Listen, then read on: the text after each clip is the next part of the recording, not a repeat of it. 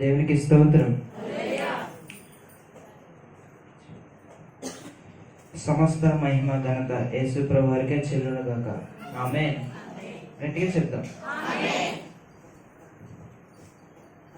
దేవుని కృప చేత గడిచిన నెలంతా శ్రేష్టమైన కృప చేత మనందరినీ కాచి కాపాడి ప్రతి క్షణంలో నిలుచున్న దేవుడు మనందరినీ ఈరోజు నూతన నెలను నిలబెట్టినందుకు దేవునికి స్తోత్రం చెప్తామా?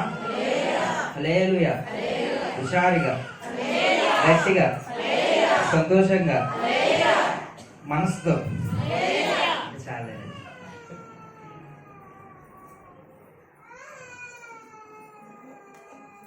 నాకు ఇచ్చిన సమయాన్ని బట్టి నేను కూడా త్వరగా ముగించేస్తాను. ముందుగా దేవునికి నా వందనాలు. అలాగే ఈ సమయం ఇచ్చిన పాస్టర్ గారికి కూడా మీ అందరికీ వందనాలండి. నాకు ఇచ్చిన ఈ చిన్న మాటలు మీతో పంచుకుంటున్నాను. ఏదో అర్థమైందో ఏదో ఏదో చెప్పగలపోతాను, అర్థం చేసుకోండి. దేవునికి స్తోత్రం. హల్లెలూయా. దేవుడు మనందరికి ఒక నూతన అంశాన్ని ఇస్తున్నాడు. దేవునికి స్తోత్రం. హల్లెలూయా. అంశం ఏంటంటే, ఎవరైనా రాసుకుని నోట్ చేసుకోండి. ఆట విడుపు. ఏంటంటే అది ఆట విడుపు. ఏంటి ఆట విడుపు? కొత్తగా ఉందా పేరు? కొత్తగా ఉందా? ఆట విడుపు. ఈ ఆట విడుపు అంటే ఫస్ట్ నాకు అర్థం కాలేదు, రాసుకున్నప్పుడు నాకు అర్థం కాలేదండి. తర్వాత దాన్ని ధ్యానించి దాని అర్థం ఏంటనేది చూస్తే విశ్రాంతి. ఏంటంటే అది విశ్రాంతి. ఏ శాంతి? మనశ్శాంతియా? కాదు, విశ్రాంతి. దేవునికి స్తోత్రం. హల్లెలూయా. రాసుకుంటే విశ్రాంతి మరియు లేదా విశ్రాంతి లేదా ఆట విడుకొని రాసుకోండి.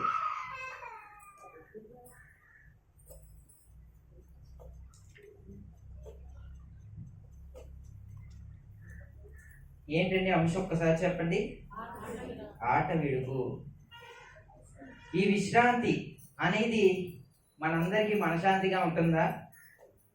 ఈ విశ్రాంతి అనేది మనందరికీ మనశ్శాంతిగా ఉంటుందండి?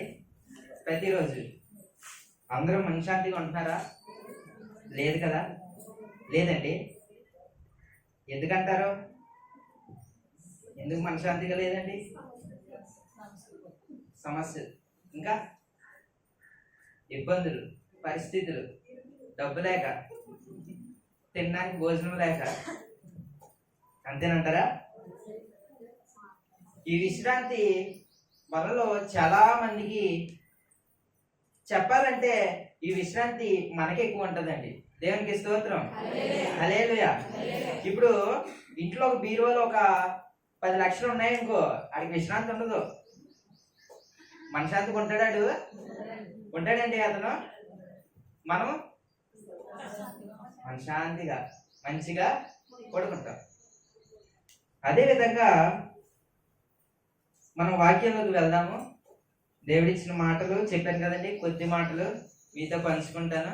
ఎందుకంటే సమయము ఈరోజు బల్లారాధన జరుగుతుంది కాబట్టి త్వరగా ముగిస్తాను.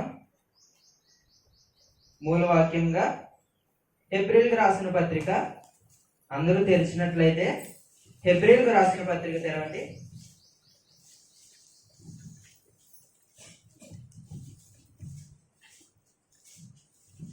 హెబ్రీయులకు రాసిన పత్రిక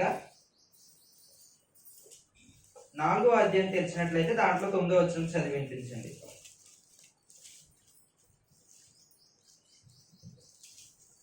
కాబట్టి దేవుని ప్రజలకు ఒక్క నిమిషం తీసుకో, చదవండి. 4వ అధ్యాయం హెబ్రీయులకు రాసిన పత్రిక కాబట్టి 9వ వచనం. కాబట్టి దేవుని ప్రజలకు విశ్రాంతి నిలిచి ఉన్నది. దేవునికి స్తోత్రం. హల్లెలూయా. చదివిన వాక్యం వినబడిందండి? ఏంటంటే వాక్యం? కాబట్టి దేవుని ప్రజలకు విశ్రాంతి. ఏ శాంతి? విశ్రాంతి నిలిచి ఉన్నది.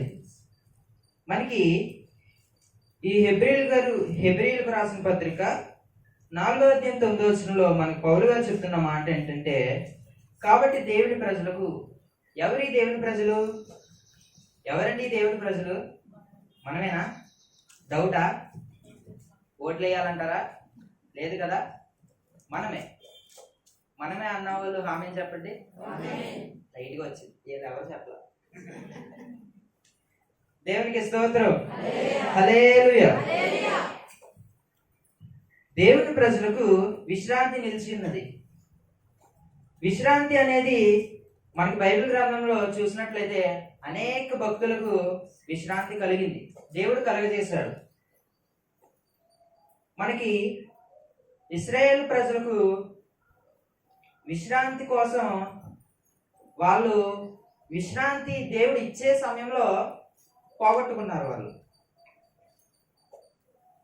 కొద్ది నెలలో వెళ్ళే ప్రయాణాన్ని 40 సంవత్సరాలు వాళ్ళు ఏం చేశారంటే సాగనంపారు. దేనికి సాగనంపారు? వాళ్ళు చేసిన తప్పులు, వాళ్ళు చేసిన పొరపాట్లు. దానివల్ల దేవుడు కోపగించి దేవుడు వాళ్ళని కఠినంగా చూసి కఠినపరచాలి, వీళ్ళకి నేనంటే ఏంటో తెలియజేయాలి అని ప్రజలకి విశ్రాంతి అనేది ఏమైందంటే కష్టం కింద ఏర్పడిపోయింది. దేవునికి స్తోత్రం. హల్లెలూయా.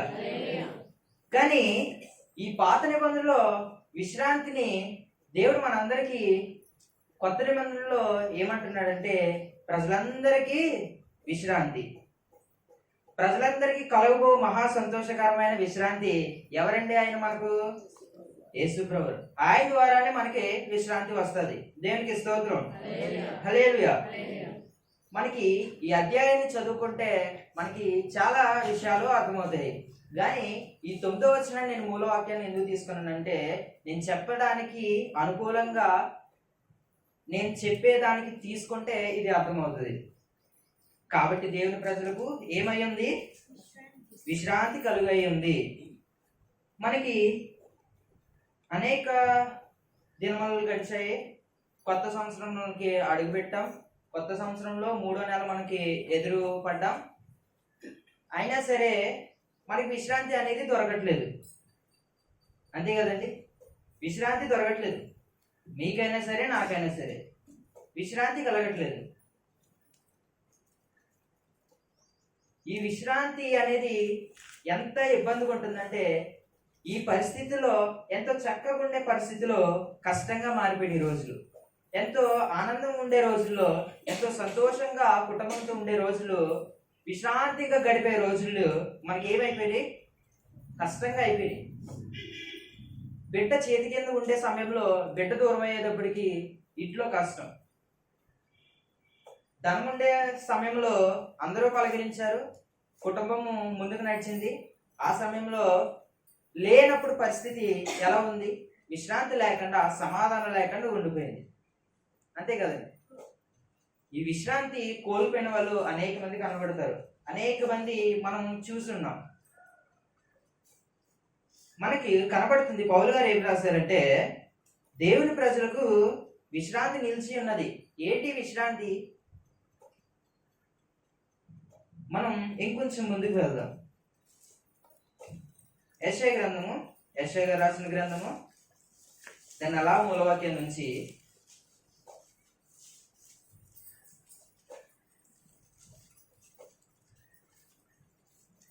57వ అధ్యాయం తెరిచినట్లయితే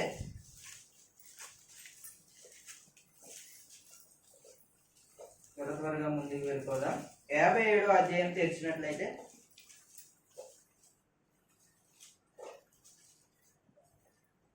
రెండవ వచనం చదివి వినిపించండి. అందరూ తీసినట్లయితే 57వ అధ్యాయం యెషయా గారు రాసిన గ్రంథం 2వ వచనం చదవండి. వారు విశ్రాంతిలో ప్రవేశించుచున్నారు, తమకు సూటిగానున్న మార్గమున నడుచువారు తమ పడకల మీద పరుండి విశ్రమించి ఉన్నారు. దేవునికి స్తోత్రం. దేవునికి మహిమ కలుగును గాక.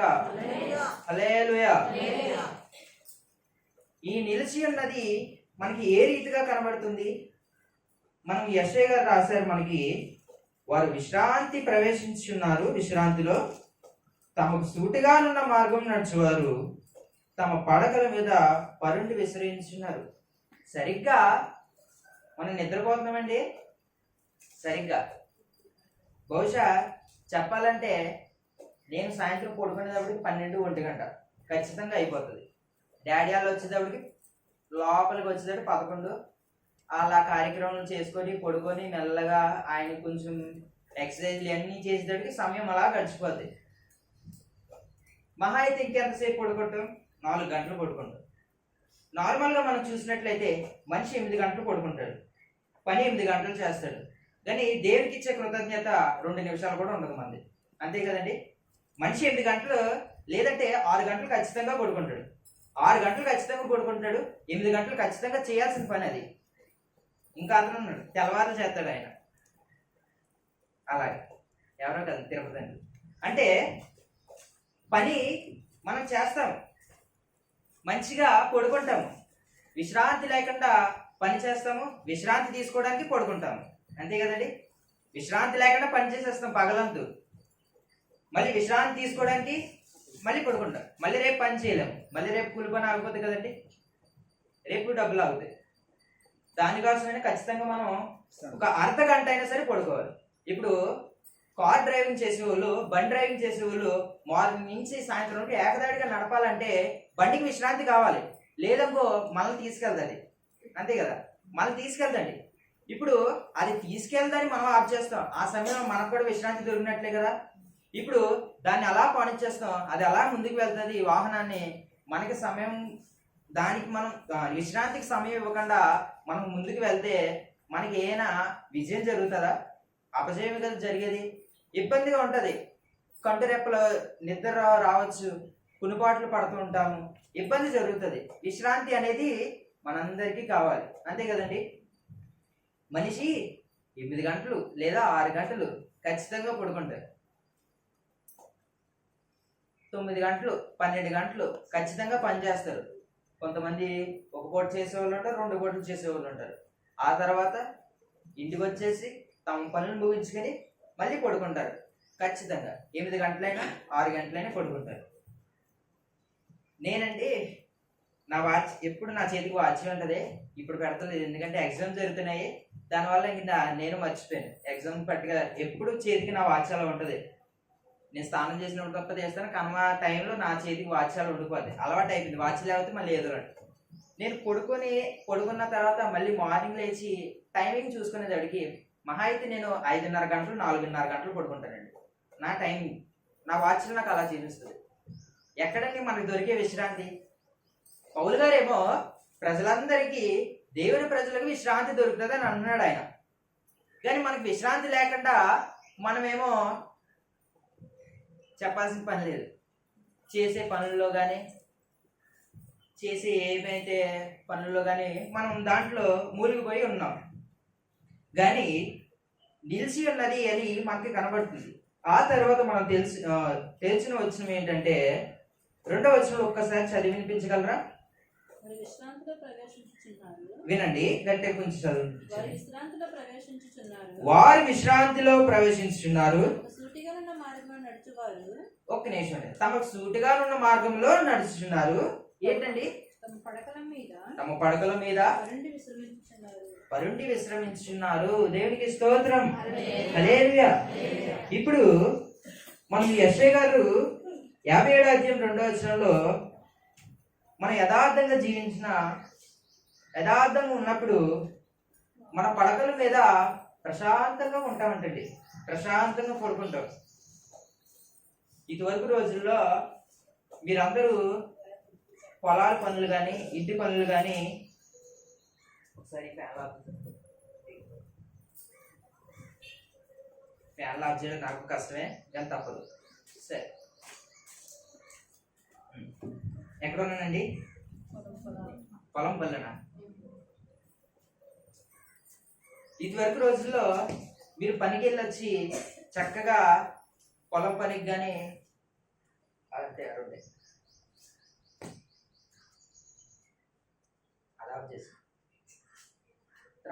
త్రాడ్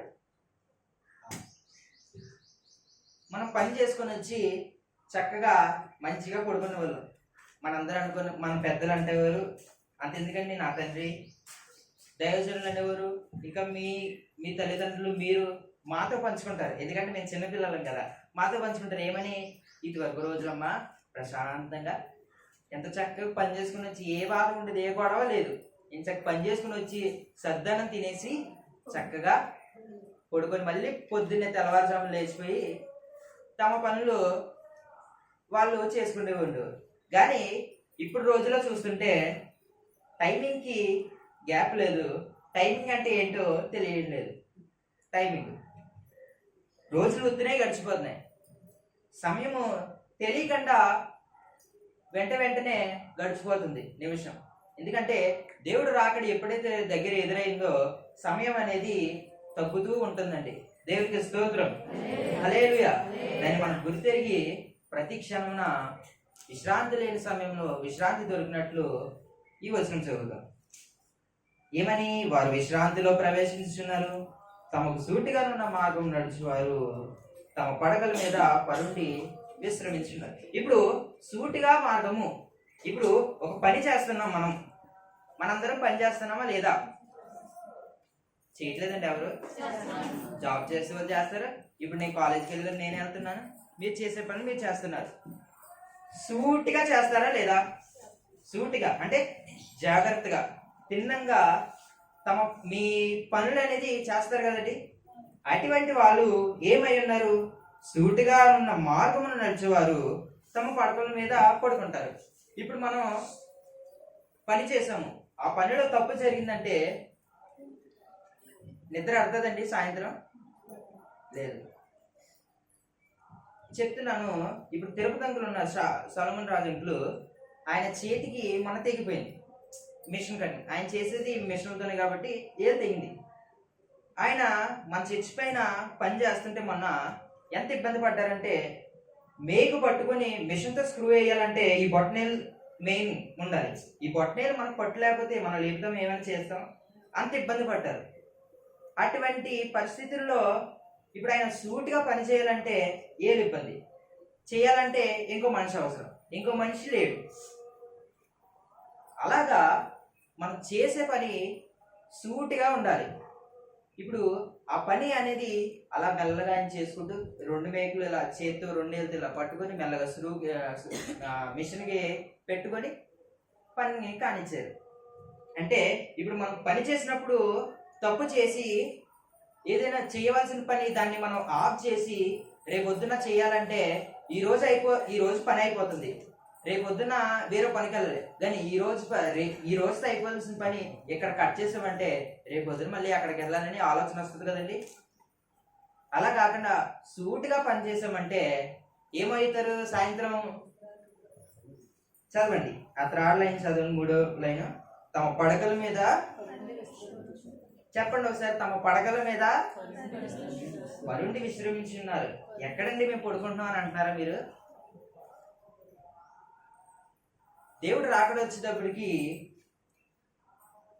మనం చేసే సూటిగా ఉన్న మార్గంలో నడిస్తే మరణమైనా సరే ఇంచక్క మనం జయించేస్తామండి. దేవునికి స్తోత్రం, హల్లెలూయా. మనకి ఇప్పుడు పౌలు గారు, కాబట్టి దేవుని ప్రజలకు విశ్రాంతి నిలిచి ఉన్నది. ఇప్పుడు ఈ విశ్రాంతి నిలిచి ఉన్నది మనకి కనబడుతుంది. ఏమని?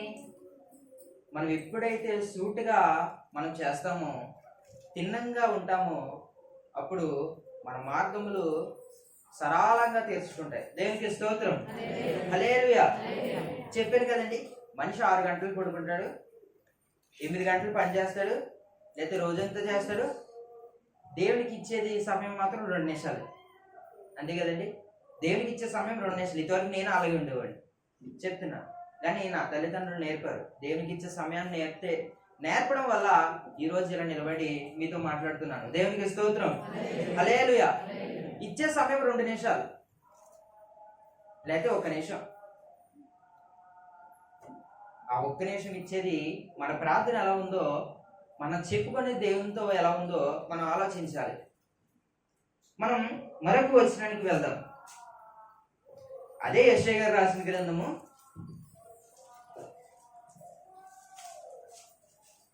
58వ అధ్యాయం తెరిచినట్లయితే, యెషయా 58 చాప్టర్ 13-14 చదివి వినిపించండి. 13 చదివి వినిపించండి.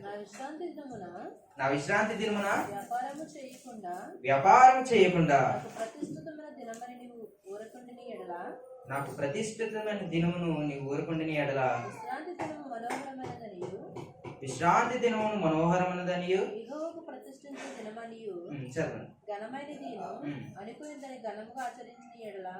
నీకిష్టమైన పనులు చేయకయు వ్యాపారము చేయకయు లోకవార్తలు చెప్పుకొని ఉండిన ఎడల చదివింది. అది కూడా నీవు దేవుని యందు ఆనందించదు, దేశం యొక్క ఉన్నత స్థలముల మీద నిన్ను ఎక్కించదును, నీ తండ్రి అని యాకోబు స్వాస్థ్యమును నీవు అనుభవంలో ఉంచెదరు. యెహోవా సెలవిచ్చిన వాక్యము ఇదే. ఏమర్థమైందండి ఈ వచనం? 2 వచనాలు చదువు. 2 వచనాల్లో 5 లైన్లు ఉన్నాయి. మనకి ఏంటంటే మనం చిన్నగా మాట్లాడుకోవాలంటే మనకి ఇచ్చిన సమయం చిన్నది కనుక ఈ చిన్నగా చెప్పాలంటే షార్ట్ ఫామ్లో మనం చేసే పనిలో కానీ ఇప్పుడు ఆదివారము మనందరం దొంగలించకుండా దేవుని సన్నిధికి వచ్చి ఆ రోజు పనులు పెట్టుకోకుండా, ఆ రోజు వ్యాపారాలు పెట్టుకోకుండా, ఆ రోజు చేసే పనులు ఏమైతే కట్ చేసుకుని దేవుని సన్నిధిలో ఎప్పుడైతే వస్తామో అప్పుడు 14 వచ్చిన చదవండి ఒకసారి. నీవు యెహోవా యందు ఆనందించదు. ఎవరి మంది ఆనందించదు? యెహోవా యందు. అంతే కదా. ఇప్పుడు వ్యాపారాల్లో కానీ చేసే పనుల్లో కానీ ఆదివారం మనం కట్ చేసుకున్నట్లయితే దేవుని యందు మనం ఆనందిస్తాము అని ఈ వచనాలు మనకి తెలియజేస్తున్నాయి. దేవునికి స్తోత్రం. చెప్పాను కదా, చిన్నగా మనం అర్థం చేసుకుంటే, చిన్నగా లోతుగా మనం అర్థం చేసుకుంటే ఇంకా లోపలికి వెళ్ళొచ్చు. ఇప్పుడు మనం దేవుని సన్నిధిని దొంగిలించకుండా ఆ రోజు సమయాన్ని దేవునికి ఇచ్చేస్తే దేవుని యందు ఆనందించదు అని అంటున్నారు. మనకి ఇశ్రాయేలు ప్రజలలో ఆదివారాన్న ఒక గోత్రం, ఒక మనుషుడు ఏం చేస్తాడంటే దేవుని సన్నిధి వదిలేసి ఆ రోజు వండడానికి కోసము కట్టెలు తేడానికి దేవుని సన్నిధిని వదిలేసి ఆ రోజు పనికి వెళ్ళిపోతాడండి. అంటే పనికి వెళ్ళిపోవడం అంటే కట్టెలు ఏరుకోవడానికి వెళ్ళిపోతాడు, పుల్లలు తెచ్చుకోవడానికి వెళ్ళిపోతాడు. దేనికండి? ఆ రోజు ప్రార్థన మానేసి, ఆ రోజు పైగా ఆదివారం, ఆ రోజు మానేసి వెళ్ళేటప్పటికి వెంటనే మోషేతో దేవుడు మాట్లాడేసి మోషే, ఈరోజు ఒక కుటుంబము, ఒక వ్యక్తి ప్రార్థనకి రాలేదు, నీకు తెలుసా? ఎవరు ప్రభువా అని అంటే, నువ్వు వెళ్ళి ఇశ్రాయేల్ ప్రజలను అడుగు, ఈరోజు ఎవరైతే కట్టెలు వేరుకోవడానికి వెళ్ళాడో వాళ్ళు ముందుకు రమ్మని చెప్పు అని వెళ్ళినప్పుడు మోషే గారు వెళ్ళి ప్రజలందరిని అడుగుతుంటే ఎవరు ఈ రోజు అని అంటే వెళ్ళారు అంటే ఎవరు సమాధానం చెప్పట్లా. వెళ్ళిన వాళ్ళు వెళ్ళలేదు అని అంటారు, అంతే కదండి. తప్పు చేసిన తర్వాత మేము చేయలేదు అంటాం, చేసామని ఒప్పుకుంటామా? లేదు కదా. అలాగా ఎవరు అని అంటే ఎవరో చెప్పట్లేదే మళ్ళీ మోషే గారు దేవుని దగ్గరికి వచ్చి, ప్రభు ఎవరో చెప్పట్లేదంటే సరే నేనే చెప్తాను పదని ఒక్కొక్క గోత్రంను నిలబెట్టమన్నాడు. గోత్రం నిలబెట్టినప్పుడు అప్పుడు దేవుడు అంటున్నాడు, ఈ గోత్రమా అని మోషే గారిని అడుగు, ప్రభువా ఈ గోత్రమా? కాదు. ఈ గోత్రమా? కాదు. ఈ గోత్రం కాదు. చివరిగా ఒకే ఒక్క గోత్రం నుంచి ఆ మనుషుడు నుంచుని, ప్రభు ఇతనే అంటే ఇతనే అని దేవుడు అన్నాడు. వెంటనే మోషే గారు, నువ్వెందుకు అడిగినప్పుడు చెప్పలేదు, ఇప్పుడు దేవుడితో చెప్పించుకున్నాను అని గట్టిగా మాట్లాడతాడు ఆయన. అప్పుడు ఆ సమయంలో ఎందుకు వెళ్ళావంటే కట్టెలు ఏరుకోవడానికి వెళ్ళాను అని అంటాడు. అప్పుడు దేవుడికి చాలా కోపం వచ్చింది. ఎంత కోపం అంటే ఇప్పుడు చెప్తాను వినండి. వెంటనే అతను ఒకరినే కాదు, తన గోత్రంలో కుటుంబంలో ఎవరైతే ప్రజలు ఉన్నారో వాళ్ళందరినీ నిలబెట్టమన్నాడు. ప్రజలందరినీ దూరంగా నిలబెట్టి మధ్యలో నిలబెట్టాడండి. నిలబెట్టిన తక్షణం ఏమైందంటే పాతాళ గర్భం తెరవగానే దాంట్లో పడిపోయాడు. దేవునికి స్తోత్రం. భూమి ఇలా తెరుచుకోగానే వెంటనే ఏమయ్యారు? పడిపోయారు. దేవుడి కోపం అటువంటిదండి. ఆ రోజు దేవునికి ఇచ్చే సమయాన్ని దేవునికి ఇచ్చేస్తాం అనుకోండి, మంచిది. ఒక అమ్మాయి అంటండి, దేవుడు ఆదివారం పూట తన తల్లిదండ్రులకు చర్చికి వెళ్తానని చెప్పి తన ఫ్రెండ్స్తో బయటికి వెళ్ళిపోయిందంట.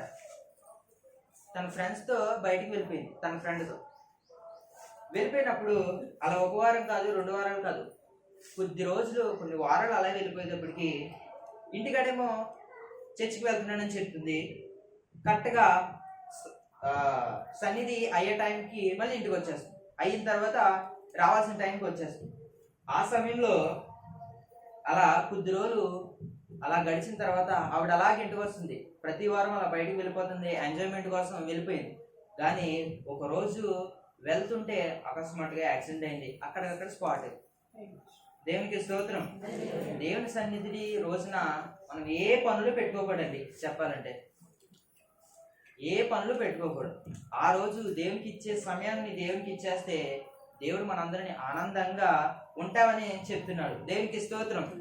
ఇప్పుడు దేవుడు అడిగినప్పుడు ఆ వ్యక్తి చెప్పలేదు కాబట్టి ఆ గోత్రం నిలబెట్టి, ఎవరైతే ఉన్నారు పిల్లలతో సహా, చిన్న పిల్లలతో సహా నిలబెట్టి వెంటనే దేవుడు అక్కడికక్కడ వాళ్ళని మాయం చేశాడు. దేవునికి స్తోత్రం. మనిషి జీవితం ఎటువంటిదండి? ఎంతో లేని కనుక ఆవిరంటే జీవితం మంది. అటువంటి జీవితాన్ని మనం పాడు చేసుకోలేము కదా. మనం చూసినట్లయితే ఈ వచనాన్ని మనం చూసాం. విశ్రాంతి దినమున వ్యాపారం మానుకోవాలి, విశ్రాంతి దినమున పని మానుకోవాలి, జాబ్ మానుకోవాలి, ఆ రోజు లీవ్ తీసుకోవాలి. కట్ చేసి ఆ రోజుకి మరి పని అంతా, ఆ రోజు చక్కగా పని కట్ చేసి సాయంత్రం మాటలు చేసుకోవాలనుకుంటే చేసుకో పని, లేదంటే నీ కుటుంబంతో సంతోషంగా ఆ రోజు. అది మనకి కావాలండి. దేవునికి స్తోత్రం. హల్లెలూయా. మనకి కనబడుతుంది 14 వర్షం, నీవు యెహోవాయందు ఆనందించుదు, ఉన్నత స్థలంలో నిన్నెక్కించేది. దేవునికి స్తోత్రం. హల్లెలూయా.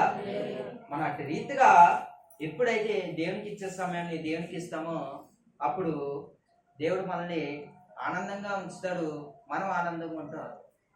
మనం ముందు మాటకు వచ్చేస్తే విశ్రాంతిగా ఉంటాం. దేవునికి స్తోత్రం. ఒక్కసారి కొరింథీయులకు రాసిన మొదటి కొరింథీయులకు ఒక్కసారి తెలుద్దాం. ఒక వచనం గుర్తొచ్చింది నాకు. 6వ అధ్యాయం తెరవండి.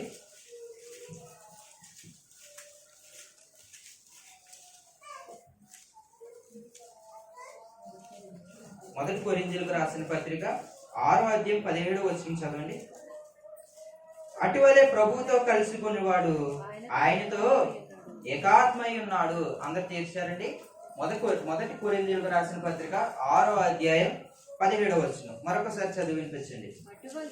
అటువలే ప్రభువుతో కలుసుకునేవాడు ఆయనతో ఏకాత్మై ఉన్నాడు. దేవునికి స్తోత్రం. హల్లెలూయా. గట్టిగా చెప్. అలా చెప్తే నేను అలా ముందుకు వెళ్ళిపోతాను. నేను పొద్దున్నుంచి ఏమీ తినలేదు, ప్రార్థన ఎంత తిందామని నేను ఆగిపోయాను. దేవుని వాక్యం చెప్పాలి కాబట్టి ఎప్పుడు చెప్పినా అలాగే ఉంటా. మీరే అలా ఉంటే పొద్దున్న టిఫిన్ చేసి వచ్చిన వాళ్ళు, మరి నేను ఎలా ఉండాలి? మంచి నీళ్ళు తాగకుండా. సరే, మనం ముందుకు వెళ్ళిపోదాం. అటువలే ప్రభుతో కలుసుకునేవాడు అయితే ఏకాత్మంగా ఉన్నాడు. ఇప్పుడు మనం వ్యాపారాలు మానుకొని, పనులు మానుకొని దేవుని సన్నిధిలో మనం ఎప్పుడైతే ఉంటామో అప్పుడు దేవుడితో మనం ఎలా ఉంటున్నాం? ఏకాత్మంగా ఉంటాం. ఉంటానన్న వాళ్ళు స్తోత్రం చెప్పండి. దేవునికి స్తోత్రం. మీరు చెప్పారా?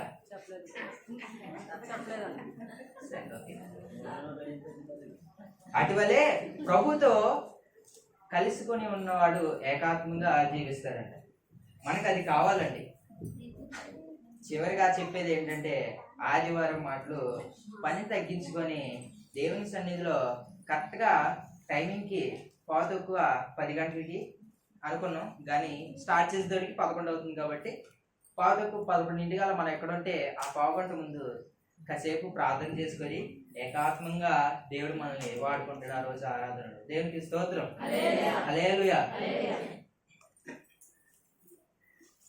మనకి ఆదివారం వచ్చిందంటే, ఇప్పుడు నాకు గడిచిన 2 రోజులు 24th 26th ఎగ్జామ్ జరిగింది. తర్వాత ఈ 1వ తారీఖున డాడీ వాక్యం చూసుకోమన్నారు, నన్ను పాస్టర్ గారు వాక్యం చూసుకోమన్నారు. ఆ రోజు నువ్వే చెప్పే, ఎందుకంటే ఆయన నేర్చుకున్నారు, మమ్మీ కూడా కొంచెం నీరసంగా ఉన్నారు. దానివల్ల దైవ సేవకురాలు ఇద్దరు కొంచెం ఉన్నారని సరే నన్ను చెప్పమన్నారు. ఫస్ట్ నేను లేదా నాకు ఎగ్జామ్స్ కాదు, నన్ను ప్రశాంతంగా ఉండలేండి అని ఈ మాటే అన్నాను. నేను చెప్పలేను, ఇంక మాట్లాడండి, ఎగ్జామ్స్ ఉన్నాయి కదా, మళ్ళీ నాకు ఇబ్బంది అయిపోతుంది అన్నాను. కానీ లేదు నువ్వే మాట్లాడాలన్నారు. ఇంకా అందుకనే ఆ ప్రశాంతత కోసమే దేవుడు ఈ ప్రశాంతతని వాక్యాన్ని అందిస్తున్నాడు. దేవునికి స్తోత్రం. హల్లెలూయా. ఇప్పుడు మనకి విశ్రాంతి కావాలా, ప్రశాంతత కావాలా? లాగైపోయారేంటి? విశ్రాంతి కావాలా, ప్రశాంతత కావాలా? ప్రశాంతత. విశ్రాంతి వద్దా? విశ్రాంతి అన్నా ప్రశాంతి అన్నా ఒకటి. మనం మా ఫ్రెండ్ అంటున్నాడు పార్టీ అయిన తర్వాత, అంటే పేరుకి బాబా అని పిలుచుకుంటారు కదా చూడండి. ఇప్పుడు పెద్దవాళ్ళు బాబా బామ్మర్ది అంటారు చూడు, అలా నన్ను అంటున్నాడు. బా దెర్ ఈస్ నో రిలాక్స్ బా అంటున్నాడు. ఆయనకి రిలాక్స్గా లేదంట. పార్టీ అయింది ఆ రోజు, కూర్చున్నాం, రిలాక్స్గా లేదు అని అంటున్నాడు. అలాగా మనకి ఈ విశ్రాంతి అనేది ఎక్కడి నుంచి దొరుకుతుంది అంటే దేవుని దగ్గర నుంచే దొరుకుతుంది. ఇప్పుడు నేను ఒక వచనాన్ని అడుగుతాను, మీరందరూ చెప్పాలి, అందరికీ తెలిసిన వచనం. కీర్తన గ్రంథం 91వ కీర్తన 91వ కీర్తన 5వ వచనం చెప్పాలి. మర్చిపోయారా? 91వ కీర్తన 5వ వచనం. రాత్రి వేళ కలుగు భయమునకైనను, పగటి వేళ చీకటిలో సంచరించు తెగులకైనను, మధ్యాహ్నమందు పాడుచే రోగంకైనను నేను భయపడను. ఇప్పుడు నేను కూడా ఒక్క నిమిషం తెరుస్తాను. నేను భయపడనండి. ఇప్పుడు నాతో పాటు చెప్పండి. రాత్రి వేళ కలుగు భయమునకైనను, పగటి వేళ ఎగురు బాణమునకైనను, చీకటిలో సంచరించు తెగులుకైనను, మధ్యాహ్నమందు పాడు చేయ రోగమునకైనను నీవు భయపడు. ఇప్పుడు నేను భయపడనానండి? వినపడలా? దేనికి భయపడరండి? దేనికి భయపడరు? ఈ చెమటలు నన్ను నేనంటే ఇష్టం అనుకుంటా, తెక్కారిపోతుంది. ఇప్పుడు దేనికి భయపడమండి? దేనికి భయపడరు? దేవుడు ఉన్నాడు కాబట్టి. ఇప్పుడు మనకి విశ్రాంతి కావాలంటే ఈ రాత్రి వేళ కలుగు భయమునకైనను, పగలు ఎగిరే బాణాలకైనను. పగలంటే మన అనేక మంది కనబడతారు, అనేక ప్రజలు కనబడతారు. వాళ్ళందరినీ ఎదుర్కోవాలి. వాళ్ళందరినీ ఎదుర్కొంటేనే ఆ రోజు సాయంత్రం ప్రశాంతంగా పడుకుంటాం. దేవునికి స్తోత్రం. వాళ్ళే కదండి మనకి. ఎన్ని అంతేనంటారా?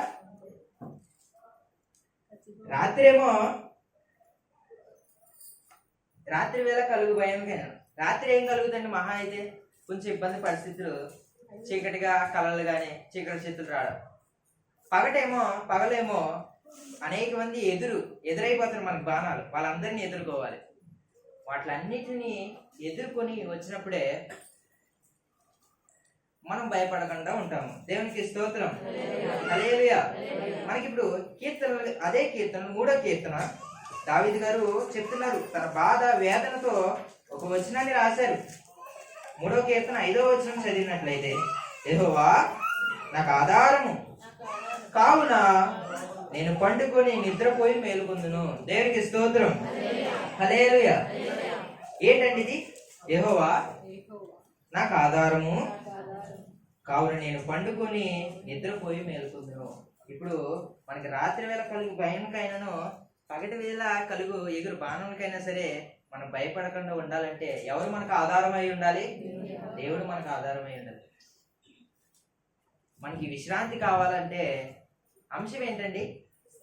విశ్రాంతి, ఆట విడుపు, దాన్ని మనం విశ్రాంతి అంటాం. దేవునికి స్తోత్రం. హల్లెలూయా.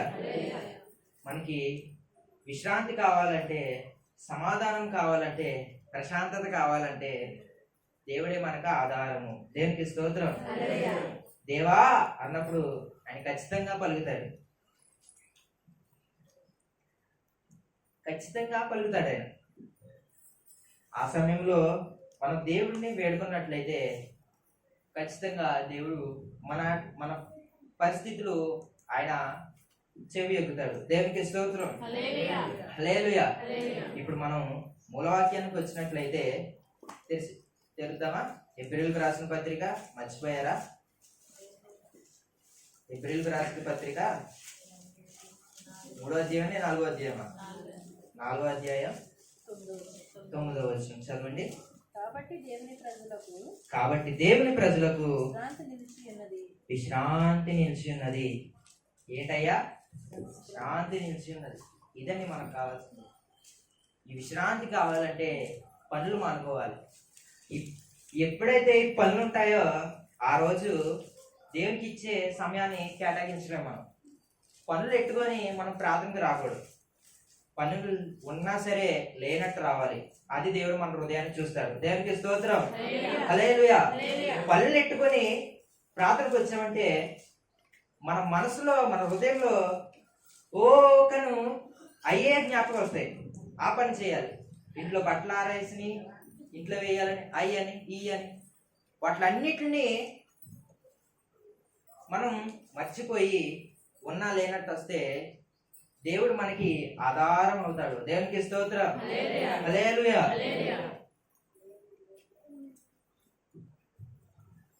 మనము దేవునికి ఇచ్చే సమయాన్ని ఇచ్చేసినట్లయితే మనకి విశ్రాంతి దొరుకుతుంది. ఏంటంటే అది విశ్రాంతి. చెప్పుకోవడానికి ఎంత చక్కగా ఉంది ఈ మాట, కానీ దీన్ని మనం పాటించాలంటే మన వల్ల అవ్వదు. అంతేనంటారా? ఒక్కరోజు కట్టెలు వేరుకోవడానికి వెళ్ళిన వ్యక్తి కొన్ని గంటల్లోనే మరణానికి దగ్గర అయిపోయాడు. దేవునికి స్తోత్రం. ఒక్కరోజు ఆ ఒక్క ఆదివారాన సన్నిధి మానేసి కట్టెలు వేరుకోవడానికి వెళ్తే వెంటనే ఏమైందండి? చనిపోయారు. గోత్రం చిన్న పిల్లలు సహా ప్రతి ఒక్కరు చనిపోయారు.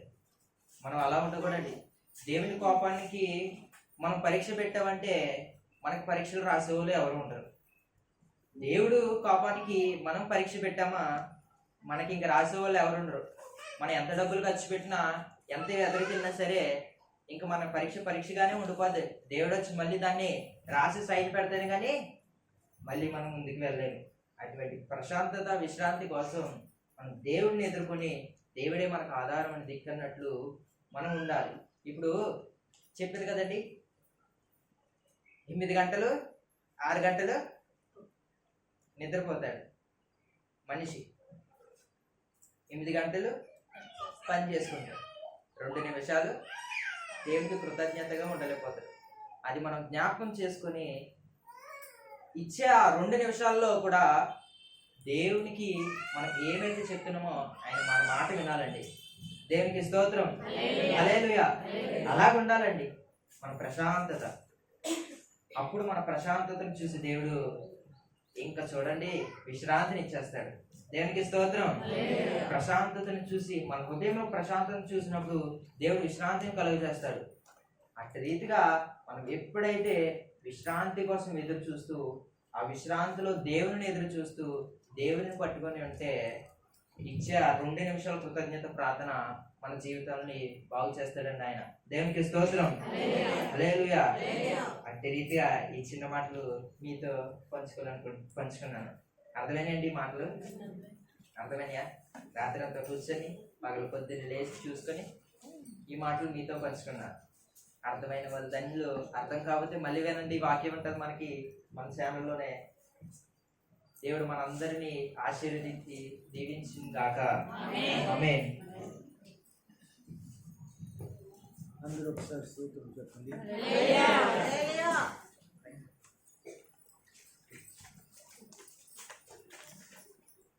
అందరూ కూడా ప్రశాంతంగా ఉన్నారా?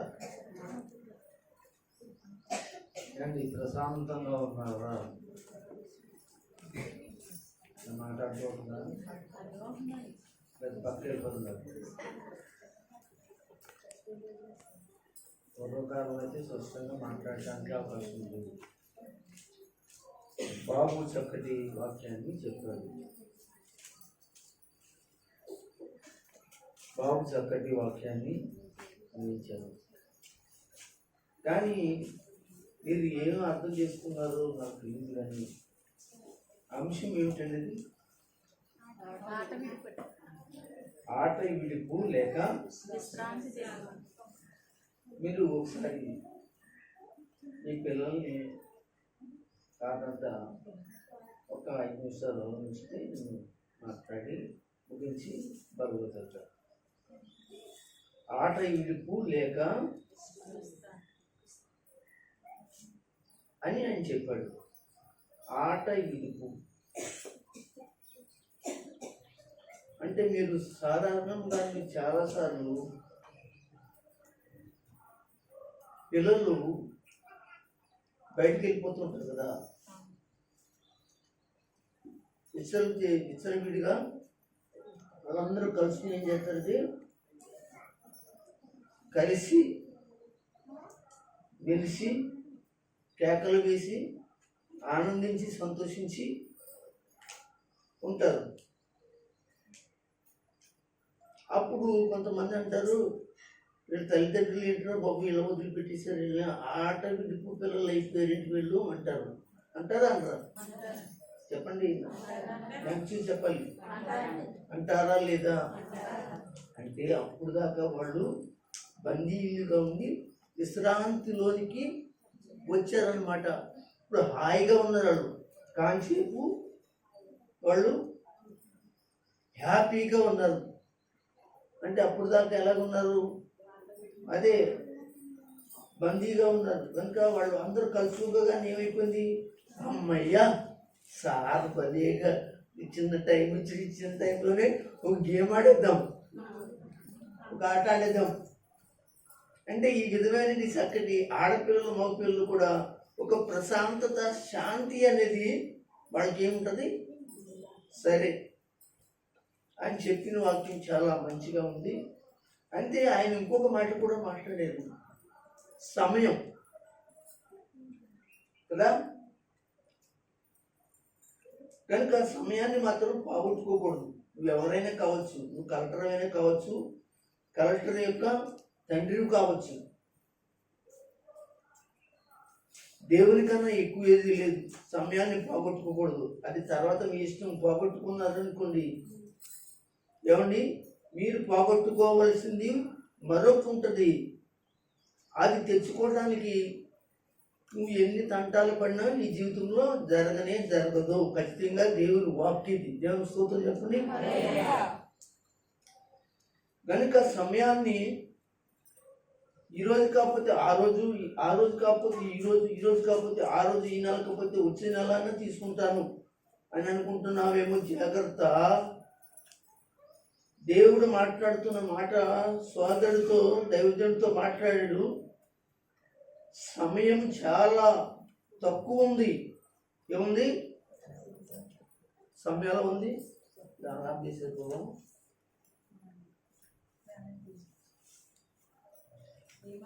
సమయం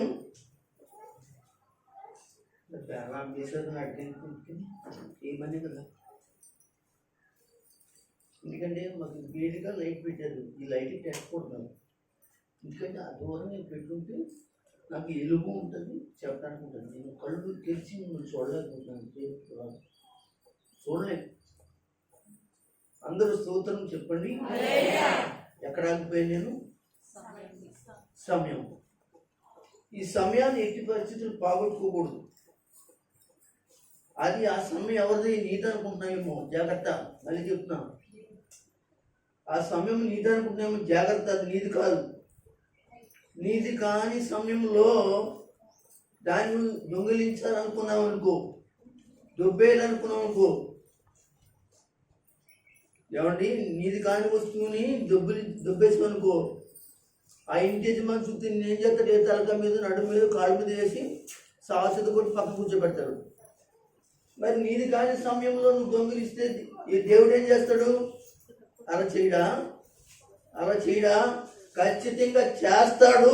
చేస్తూ ఉన్నాడు కొంతమందికి. అయినా బుద్ధి జ్ఞానం లేకోకుండా బతుకుతున్నారు. కనుక జాగ్రత్త. సమయాన్ని మాత్రం పోగొట్టుకోకండి. అది విశ్రాంతి లేక పవిత్రమైన దినం అని దేవుని వాక్యం చెప్పింది. అపవిత్రత అనేది మాత్రం పవిత్రమైనటి కనుక పవిత్రమైనటి మరి దినం అది. మనము పవిత్రమైన దినాన్ని మనము పాడు చేయకూడదు. మీరు ఏమనుకుంటున్నారు నాకు తెలియదు, కానీ విశ్రాంతి దినాన్ని మీరు అపవిత్రం చేస్తున్నారని బైబిల్లో నిర్గమాకాండంలో చెప్తాడు. అంటే అపవిత్రత అంటే దేవుని సన్నిధిలో దేవుడు ఆయన మాట్లాడుతున్న మాట ఏంటి? అది అపవిత్రత. అది దొంగిలిస్తేనే అపవిత్రత. నువ్వేదో అనుకుంటున్నావు కానీ ఇది ఇప్పుడు నీకు తెలియదు. పాస్టర్ గారు చెప్పినంతట్లోనే, పాస్టర్ గారు మాట్లాడుతున్నప్పుడు ఇప్పుడు తెలియదు, కానీ ఒక రోజు దేవుడు ఎదుట నువ్వు నిలబడినప్పుడు ఆయన అడిగినప్పుడు మాత్రం దానికి నువ్వు సమాధానం చెప్పడానికి సిద్ధపడే పరిస్థితి లేకపోవచ్చేమో. అందుకే ఇప్పటి నుంచే నువ్వు జాగ్రత్తగా ఉండాలని తెలియజేస్తున్నాను. సరే, నేను ముందుకు వెళ్ళిపోతాను. టైం గురించి ఒక మాట ఏమండి, టైం గురించి వినండి ఒకసారి. టైం గురించి ఈరోజు టైం ఎవరికైనా సరిపోతుందండి? రాత్రి పడుకుంటే తెల్లవారిపోతుంది కదా అండి. రాత్రి పడుకున్న వారికి తొందరగా తెల్లవారిపోతుంది. అప్పుడే తెల్లవారిపోయిందా అనుకుంటున్నాం. అలాగే పగలు వచ్చేటప్పటికి పగలు ఏమైపోతుంది? రాత్రి అయిపోతుంది. అంటే ఇక్కడ మీకు ఏం కావాలి, ఏం మాట్లాడాలి నేను అంటే, టైం మనకి లేకపోతుంది. మీరు ఎప్పుడైనా ఆలోచన చేశారు అనకాల వాళ్ళు, ఎందుకు టైము ఇంత తక్కువైపోతుంది, సమయం ఉండట్లేదు. ఈ వరకైతే అండి ఎంత సమయం అయినా కానీ టైం అయినట్టు ఉండేది కాదు. ఎంత రాత్రి ఎప్పుడు తెల్లారుతుందా అని పక్కన లాగేస్తున్నా కానీ టైం అవసరం లేదన్నట్టుగా ఉంది. ఇప్పుడు ఎందుకు టైము తగ్గిపోయింది, ఇప్పుడు సమయం ఎందుకు తగ్గిపోయింది అంటే, ఇదిగో దేవుని బిడ్డలారా, లోకంలో ఉన్న పరిస్థితులు ఎలా ఉన్నాయంటే భయంకరంగా ఉన్నాయి. కనుక ఆ భయంకర రోజులకి ఈ యొక్క దేవుడు ఏం చేశాడంటే ఆ టయాన్ని ఏం చేశాడంటే తగ్గించడం ప్రారంభించాడు. ఇది నిజమా అబద్ధమా? చెప్పండి, నిజమా అబద్ధమా? ఎలా చెప్తారు? ఎలా చెప్పగలరు? నిజమని ఎలా చెప్పగలరు? సరే, మీరు చెప్పలేదు కనుక చెప్పేవాడు మీరు ఉన్నారు కదా పాస్టర్ గారు, చెప్పేసి ఆ ఒక మాట చెప్పేసి బలంలోకి వెళ్ళిపోతారు. ప్రకటన గ్రంథము 8వ అధ్యాయము 12వ వచనం చాలా జాగ్రత్త. అందరూ బైబిల్ అది అండర్లైన్ చేసుకోండి మీరు.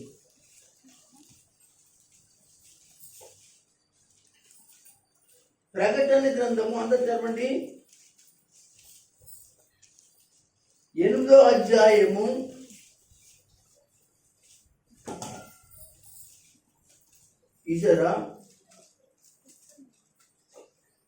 12వ వచనాన్ని ఒక్కసారి మీరు అందరూ కూడా తెరిచి అది అండర్లైన్ చేసుకోండి. అక్కడ 4వ దూత చెప్తున్నట్టు మాట ఇక్కడ మనకి కనపడుతుంది. చదవండి, గట్టిగా చదవాలి. 4వ దూత చూడండి, ఒక 4వ దూత వచ్చినట్టు ఆ దూత ఏం చేసింది? చేతిలో ఒక బోర ఉన్నట్టు బోర ఊదినప్పుడు సూర్య చంద్ర నక్షత్రములలో ఏంటండి? సూర్యుడు, చెప్పండి మీరు, సూర్యుడు, చంద్రుడు, తర్వాత ఏంటి? నక్షత్రములు. మూడవ భాగం చీకటి కమ్మినట్లును పగలు 3వ భాగములో సూర్యుడు ప్రకాశింపకుండానట్లును రాత్రి 3వ భాగములో చంద్రుడు నక్షత్రాలు ప్రకాశించుకున్నట్లు వాటికి 3వ భాగము కొట్టబడింది. దేవునికి స్తోత్రం, హల్లెలూయా. అందరూ రాయండి, చూడండి ఏమర్థమైంది ఇక్కడ.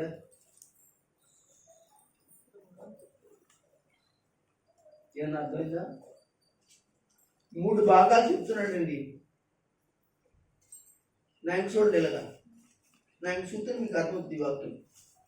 3 భాగాలు. ఎన్ని భాగాలు? 3 ఏళ్ళు చూపించండి. 3 భాగాలు చేశాడంట. టయాన్ని 3 భాగాలు చేశాడట. చూస్తున్నారా? ఎన్ని భాగాలు చేశాడు దేవుడు? ఎన్ని భాగాలు చేశాడు? 3 భాగాలు చేశాడు దేవుడు. అది పగలైనా రాత్రి అయినా కానీ 3 భాగాలు చేశాడట.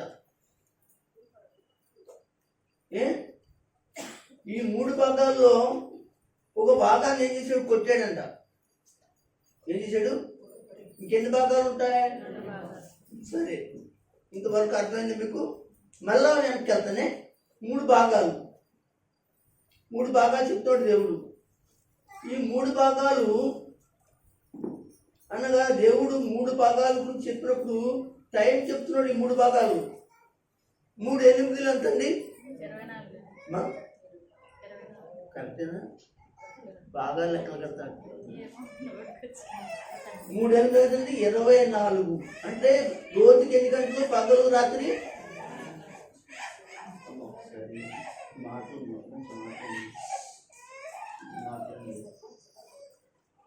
మీకు చాలా అవసరమైన మాటలు. పర్లేదు, పిల్లలు ఏడుస్తారు, ఎత్తుకొని తీసుకురావద్దని నేను అనట్లేదు. పిల్లలు వస్తేనే వాళ్ళు రేపొద్దున వాక్యం వింటారు. ఏంటి కనుక మీరు సహించుకోండి. నేను సహించుకుంటున్నట్టు మీరు కూడా సహించుకోవాలి. అలా సహించుకుంటేనే అందరు బాబు ఈరోజు వాక్యం చెప్తాను. మీ పిల్లలు పాటలు పడతారు, వాక్యం కూడా చదువుతారు. దేవుడికి స్తోత్రం చెప్పండి. 3 8 అంటండి 24 గంటలు కదా. ఇక్కడ సూర్యుడి మీద, చంద్రుడి మీద, నక్షత్రాల మీద అనగా పగలు కొడుతున్నాడట, రాత్రులు కూడా కొడుతున్నాడ. మీరు మరోసారి చదువుకోండి. అవి కొడుతుండగా ఆ 3 భాగాల్లో ఒక భాగం అయిపోయిందంటండి, పడిపోయిందంట. అంటే 3 8 కదా. 3 8 అంతా. ఇప్పుడు 3వ భాగాన్ని తీసేస్తే మనకి ఎన్ని భాగాలు ఉన్నాయి? ఇప్పుడు 2 8 అంతా. అంటే ఇప్పుడు మీకు అర్థమైందో టైం ఎలాగా దేవుడు తగ్గించుకుంటూ వస్తున్నాడు. అర్థమైందా? వాక్యాలు అన్నీ ఉన్నాయి. అర్థమైందా? నీకు అర్థమైందా? అర్థం మాకు అందరికీ. అంటే టైం ఎంత తగ్గిపోతుంది? చాలా మంది చాలా స్పీడ్గా వెళ్ళిపోతుంది. అంటే అది దేవుని వాక్యంలో దేవుడి రాయించి ఉంచిన ప్రతిదీ కూడా జరగాలి. కనుక ఇంకా రానున్న దినాల్లో ఇంకా స్పీడ్గా వెళ్ళిపోతుంది. 16 గంటల్లో దేవుని బిడ్డలారా, మీరు పనికి వెళ్ళే వాళ్ళు ఈ వరకు 8 గంటలు చేస్తారు. ఇప్పుడు ఏంటి 6 గంటలకి వచ్చేస్తున్నారు. అవసరం అయితే 3 గంటలు చేసి వచ్చేస్తారు పగలు. అంటే ఎంత టైం పాడై మరి దేవుడు ఆ యొక్క టయాన్ని మన జీవితంలో తగ్గిస్తున్నాడో ఆలోచించండి. ఇలాగ టైం తగ్గిపోతున్నప్పుడు మనం దేవుని దగ్గర రావాలా లేదా? అది నా ప్రశ్న.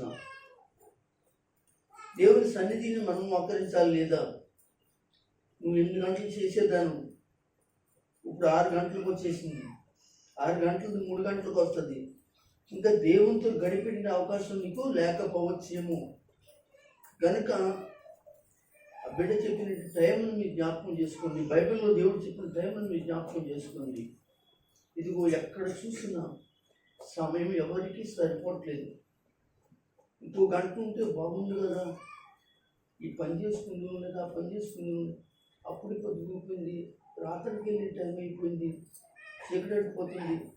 అయ్యో కంచేపు ఉంటే బాగుంది కదా, అప్పుడే తెల్లవారిపోయింది, ఒక్క గంట నిద్రపోతున్నాను, బలహీనత తగ్గుతుంది కదా. నా నిద్రలో ఇలాంటి పరిస్థితులు రాకపోతే ఈ టైం వల్ల కూడా మనకు రోగాలు వచ్చేస్తాయి.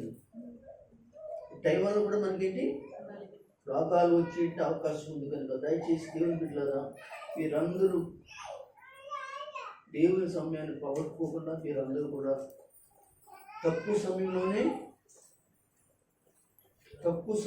ఎక్కువగా దేవుని ఆరాధించడానికి సిద్ధపడాలని ప్రేమతో తెలియజేస్తూ నా మాటలు నేను ముగిస్తున్నాను. బాబు చెప్పిన వాక్యాన్ని కూడా దేవుడు దీవించి మీ యొక్క జీవితాల్లో, మీ హృదయాల్లో ఆశీర్వదించునుగాక. ఆమేన్.